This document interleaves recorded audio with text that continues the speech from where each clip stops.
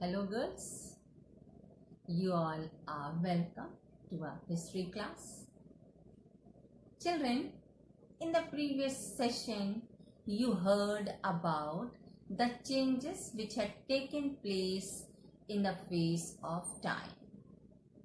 Of course, you explained that how from early Stone Age life started, and when people started settling near the rivers, what changes were seen.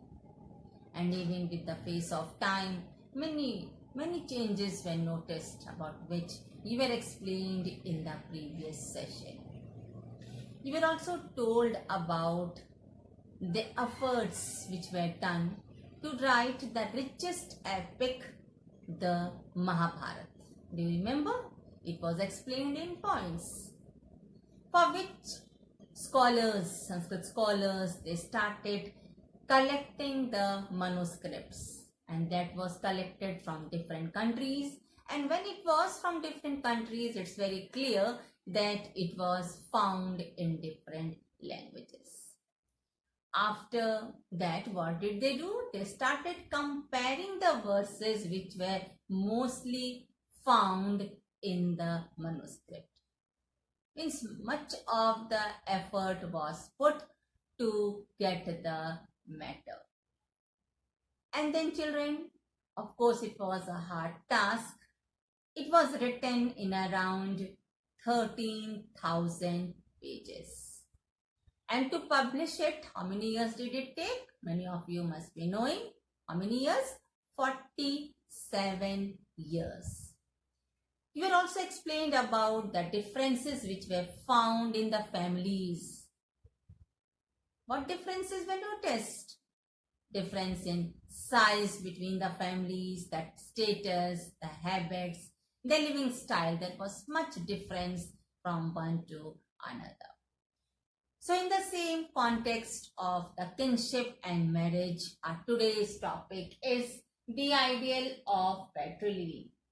इसी संदर्भ में आज का हमारा topic है पितृवांशिक व्यवस्था के आदर्श.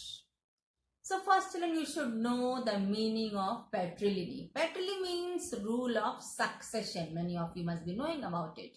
Rule of succession का मतलब है उत्तराधिकार का नियम.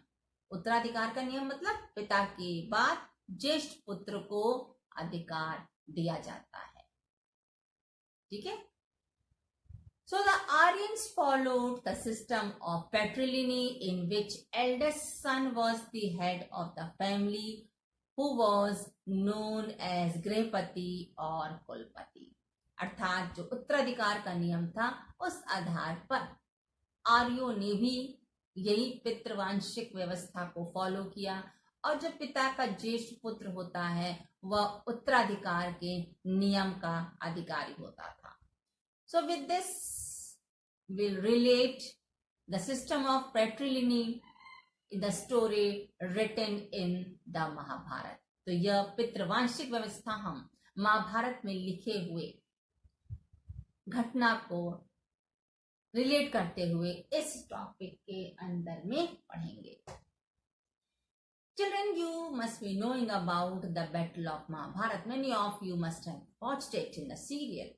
So the Battle of Mahabharata was closely related to the system of patrilineal, in which what had happened? Vichitracharya, he was the ruler of Hastinapur.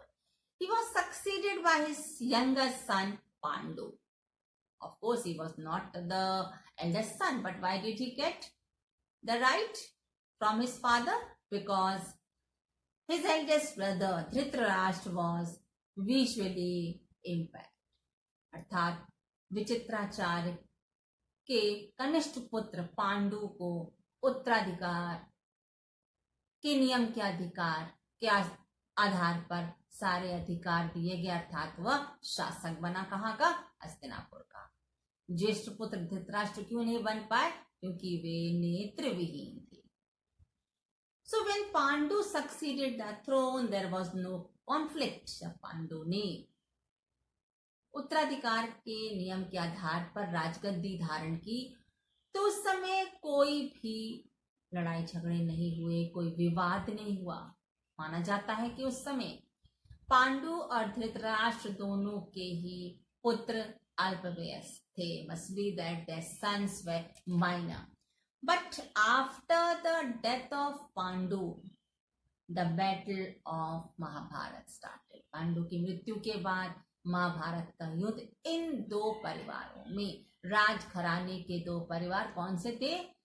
Pandu के परिवार के और धृतराष्ट्र के परिवार, इन दोनों परिवारों के भाइयों के बीच उत्तराधिकार का युद्ध छिड़ गया, जिसका वर्णन महाभारत में स्पष्ट रूप में किया गया है। अर्थात राजगद्दी की दावेदारी के प्रसंग पर ही यह युद्ध छिड़ गया। इस युद्ध में पांडु के पुत्रों को सफलता मिली।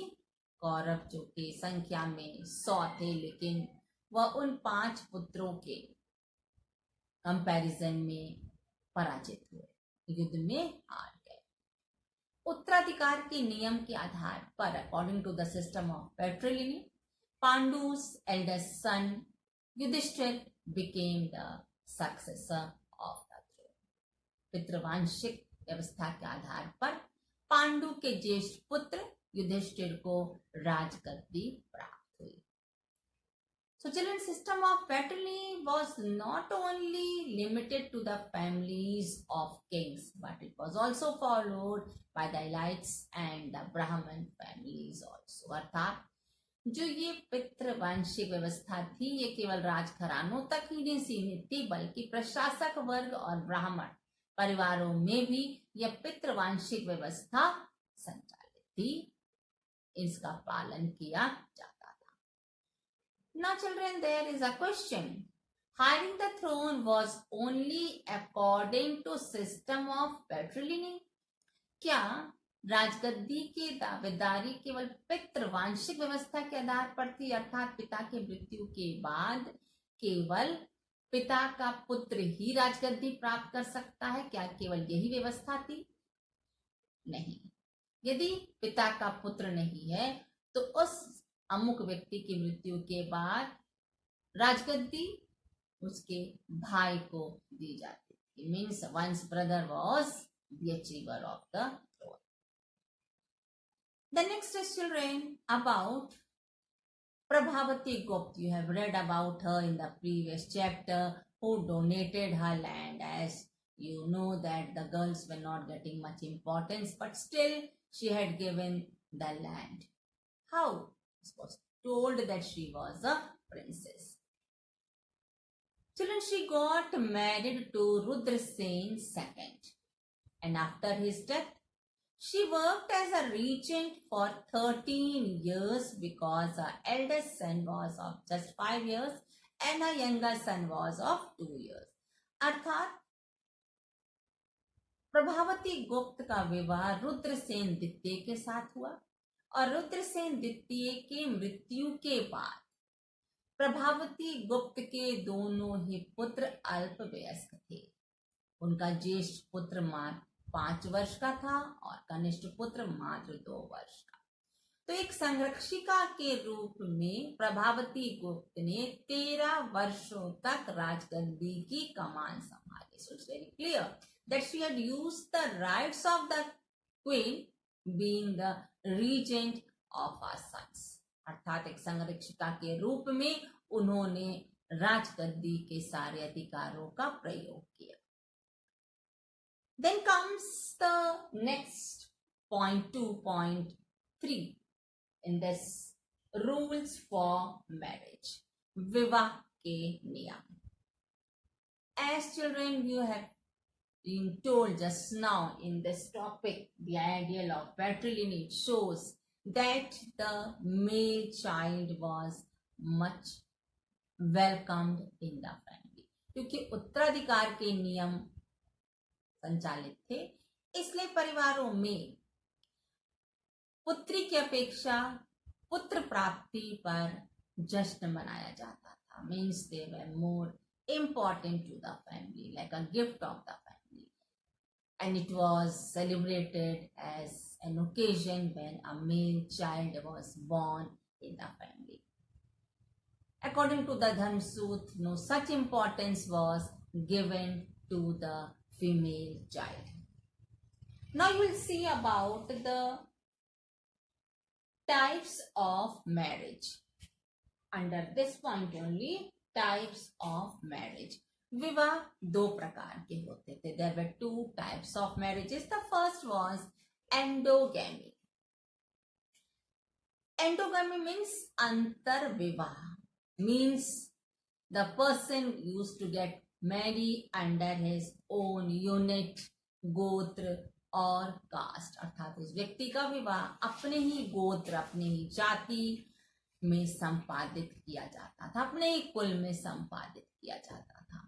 And the second is exogamy, means bahirvivah, means the marriage used to take place outside the unit, not in the same unit, not in the same gotra or caste. And it was followed by the higher varnas, the Brahmins, the royal families. And children, the royal family people, they used to get their daughters marry at their younger age. अर्थात बहिर्विवाह का जो प्रचलन था वो खास करके ब्राह्मण परिवारों में और राजघरानों में काफी हद तक माना जाता था. ये बहिर्विवाह का ही पालन करते थे, जहां उन्हें अपने ही गोत्र, अपने ही जाति या कुल में विवाह नहीं करने देने का अधिकार था. वे बाहरी संबंध बढ़ाते थे और इनके पुत्रियों का विवाह, राजघराने के पुत्रियों का विवाह कम आयु में ही करा दिया जाता था. Our next point is emergence of town, नगरों का उद्भव. Children, as society developed, changes started taking place. Towns became the center of meeting as they were used to sell the things. Means the people used to go to the town to sell the products or to buy the products.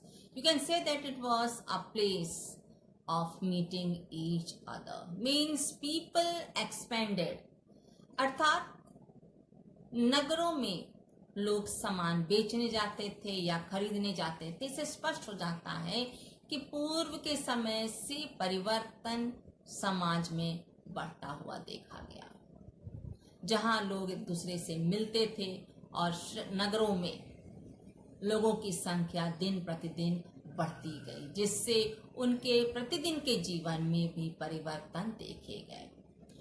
Now children, the question is that because of this development, is it that the society will be the reason of the setback of the old tradition or the early tradition will come to an end?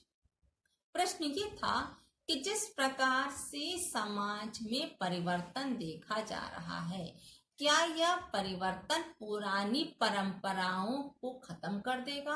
क्या पुरानी परंपराएं लुप्त हो जाएंगी? इस बात का भय किसे था? ब्राह्मणों का था.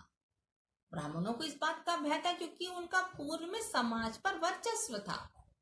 वे समाज के उच्च वर्ग के रूप में माने जाते थे. जैसे कि आपको पिछले सेशन में बताया कि समाज के 4 वर्गों में ब्राह्मण, क्षत्रिय, वैश्य, शूद्र, ब्राह्मणों को उच्च दर्जा प्राप्त था. So what did the Brahmins do? They laid down the code of social behavior which was to be followed as universal code of social behavior. अर्थात ब्राह्मणों ने समाज के लिए विस्तृत आचार संहिताएं तैयार की जो सार्वभौमिक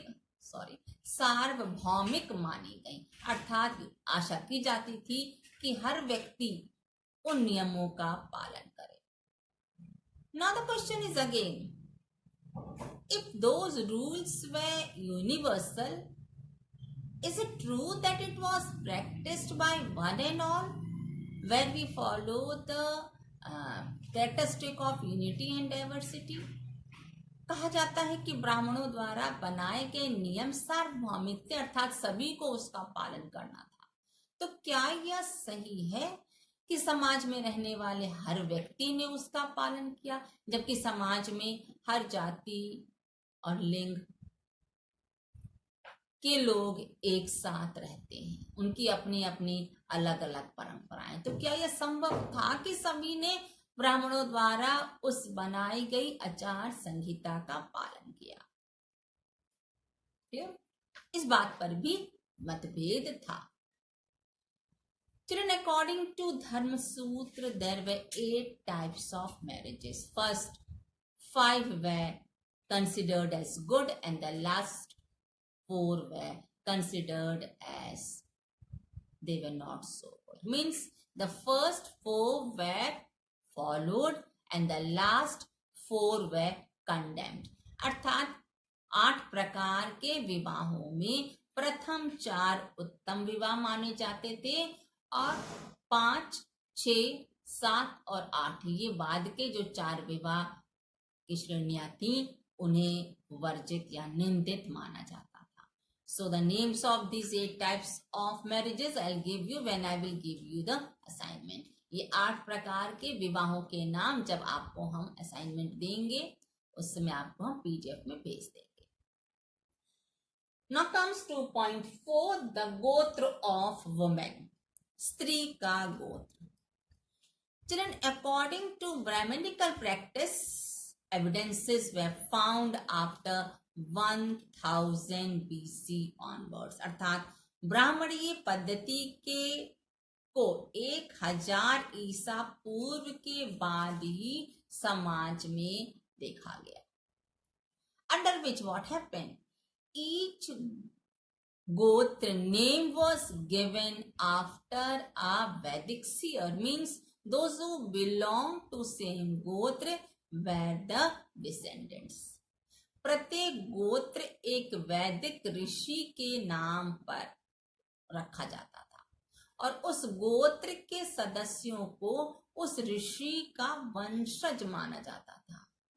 आज के दिन में भी आप प्रैक्टिस को जानती हैं. You be all very clear about it that we carry our father's name. Here we have got a first name and the second name is of our father's name. That is as succession. Okay. Of course, there is difference which you will see in the next point when it gets changed. The next is rules of Gotra. Children, after the marriage, woman was expected to carry the name of a husband. That's now I told.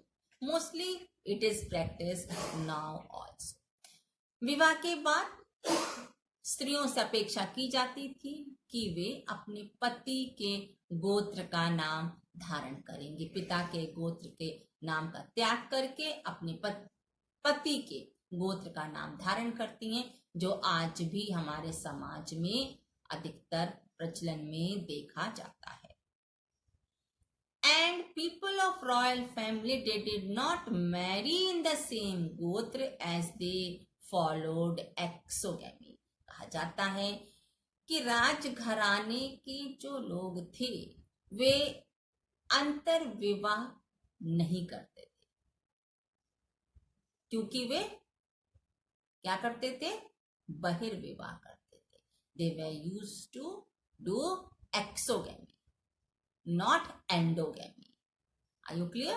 राजघराने के लोग क्या करते थे? बहिर्विवाह करते थे, अंतर विवाह नहीं करते थे, अपने ही वंश में विवाह या अपने ही गोत्र में विवाह नहीं करते थे. But again the question comes that did everyone follow the rule of the growth? जो इसमें नियम बना है रूल्स ऑफ द गोत्र में, क्या सभी ने इसका पालन किया? क्या सभी ने अंतर विवाह या बहिर्विवाह के आधार पर ही जीवन व्यतीत किया? नहीं, ऐसा नहीं है.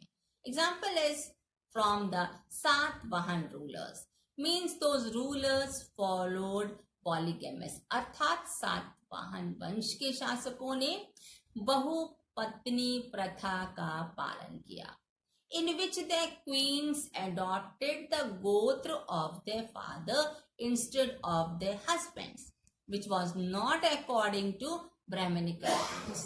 और इस बहुपत्नी प्रथा में जो सातवाहन वंश के शासकों के द्वारा माना गया, फॉलो किया गया, कहा जाता है कि एविडेंसेस मिले हैं, प्रमाण मिले हैं कि उनकी पत्नियों ने पति के स्थान पर अपने पिता के गोत्र का ही नाम जारी रखा। और सेकेंड इसका एविडेंस एक और है that some of the kings they got married in their own gotra which shows endogamy system of marriage. These evidences were also found. कहा जाता है कि राजघराने के लोग, पुरुष लोग को ये कहा जाता था, एक्सपेक्ट किया जाता था कि वह बहिर्विवाह करेंगे, अंतर्विवाह उनके लिए वर्जित माना जाता था। लेकिन ऐसे भी प्रमाण मिले हैं जहां राजाओं ने अंतर्विवाह किए हैं। Then comes 2.5 where mothers important. क्या माताएं महत्वपूर्ण थी?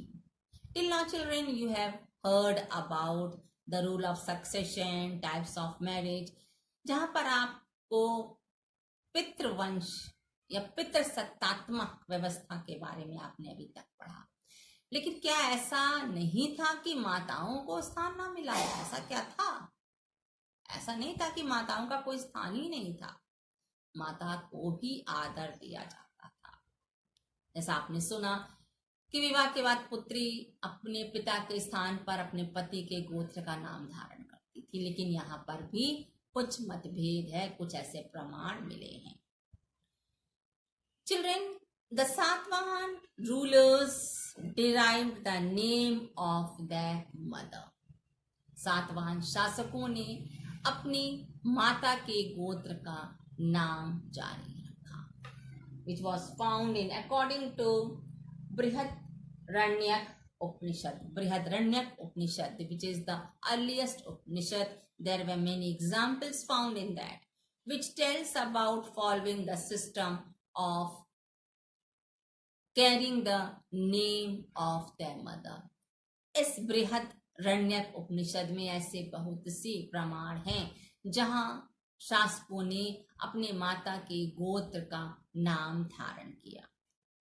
पुनः फिर से ये क्वेश्चन उठ जाता, again there is a question that rule of succession was followed. पितृवांशिक व्यवस्था को लागू किया गया, फॉलो किया गया, तो ये कैसे कहा जा सकता है कि शासकों ने माता के गोत्र का नाम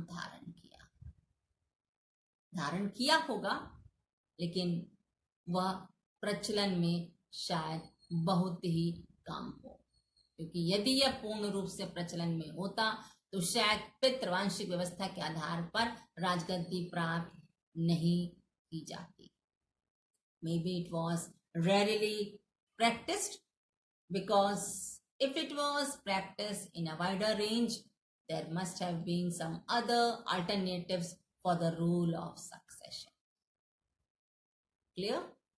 I hope you have heard the lecture properly. Please go through your book also related to the same topics which are explained today. Okay? Thank you, children. God bless you.